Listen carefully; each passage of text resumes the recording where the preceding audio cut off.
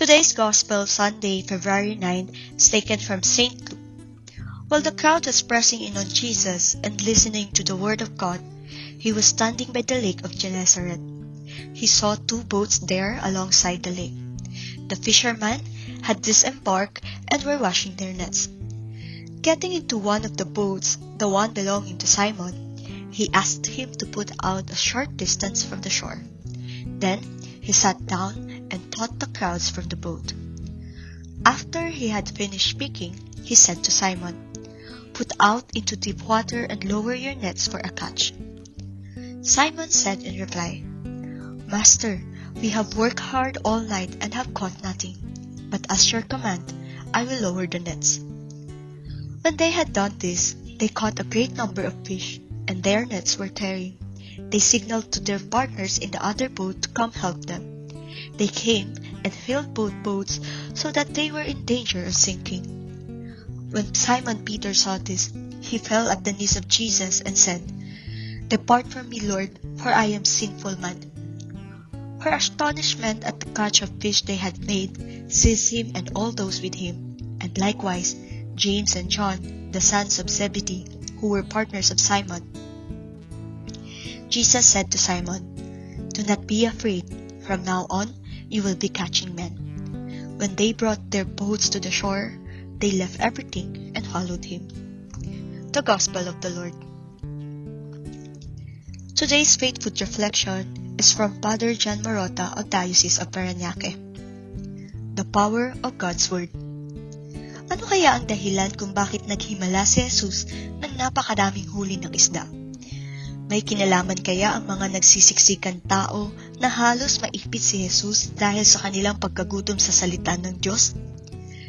Nais ni Jesus na gawing pagkakataon ang himalang ito para turuan ng mahalagang aral ang kanyang mga disipulo. Kahit napagod at puyat si Simon Pedro sa buong gabing pangingisda na wala namang huli, sinunod niya kung ano ang pinagawa ni Jesus. "At your word, I will let down the nets." Kapag humaharap tayo sa pagsubok at pagkabigo, nakikinig ba tayo at sumusunod sa salita ng Diyos? Sa halos magdadalawang taon ng pandemya, lalo ba tayo naging sensitibo sa pakikinig sa salita ng Diyos o sa pakikinig sa mga marites? Ang himalang ito ay nagpapahayag ng isang mahalagang katotohanan na sa pamamagitan ng ating pagtugon sa kanyang salita, patuloy na pinapakita ng Diyos ang kanyang kadakilaan. When we cooperate in His works, we accomplish far beyond what we can do on our own. When God wants to give us a miracle, He does so by speaking to us. This is a simple yet profound spiritual reality that has the capacity to change our entire lives. That means if God is going to heal us today, He will speak to us. His word to us carries His power to bring healing in our bodies. This truth is not limited to healing. Indeed, all things we need have been given to us freely by grace and brought to us in God's Word. When God's Word is spoken, His kingdom is revealed, and His power is released. When people respond to God's Word with faith and obedience, they are changed and made a new creation in Jesus Christ.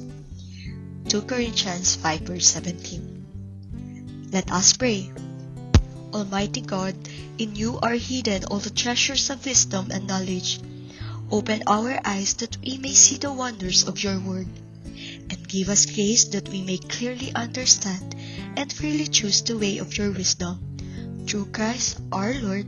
Amen. In the name of the Father, and of the Son, and of the Holy Spirit. Amen. Take out for the week. When God's word is spoken, His kingdom is revealed, and His power is released. When people respond to God's word with faith and obedience, they are changed and made a new creation in Jesus Christ.